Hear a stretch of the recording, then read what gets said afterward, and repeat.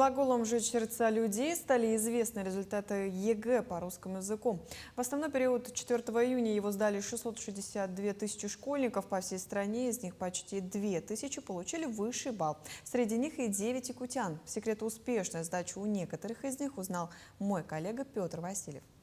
Я действительно вижу свою фамилию, я очень удивилась, прыгала от счастья.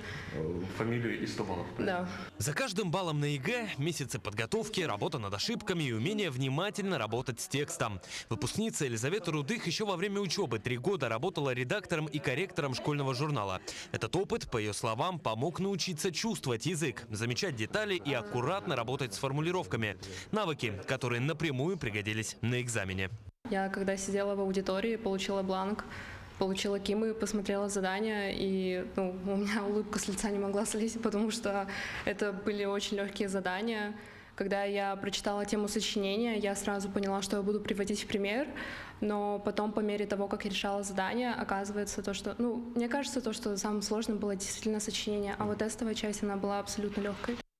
Елизавета готовилась системно, повторяла правила, писала пробные варианты, разбирала собственные ошибки. Она отмечает, что уверенность приходит не в день экзамена, а формируется постепенно, через практику. Она очень трудолюбивый ученик, и я горжусь тем, что она стремится всегда делать все правильно, досконально. И считаю, что вот этот результат, в первую очередь, это результат ее труда. Ребята, когда писали свои результаты и когда выходили с экзамена, они говорили, экзамен оказался очень легким, потому что вы нам давали очень сложные задания. Таких заданий на экзамене не было. Поэтому я давала именно те ловушки, которые бывают на экзамене, и показывала, как нужно думать, чтобы быть системным, внимательным к деталям. Еще один 100-бальник из Якутска Кирилл Малышев подчеркивает, задания на ЕГЭ все больше ориентированы не только на знание орфографии и пунктуации, но и на понимание смысла текста, умение анализировать и аргументировать свою позицию.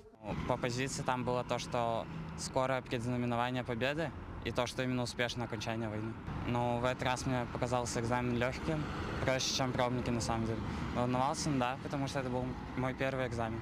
Результаты якутских школьников показывают, внимательное отношение к слову, настойчивость и любовь к родному языку по-прежнему приносят высший результат. Ведь русский язык – это не только школьный предмет, но еще и важный навык, который дает школа.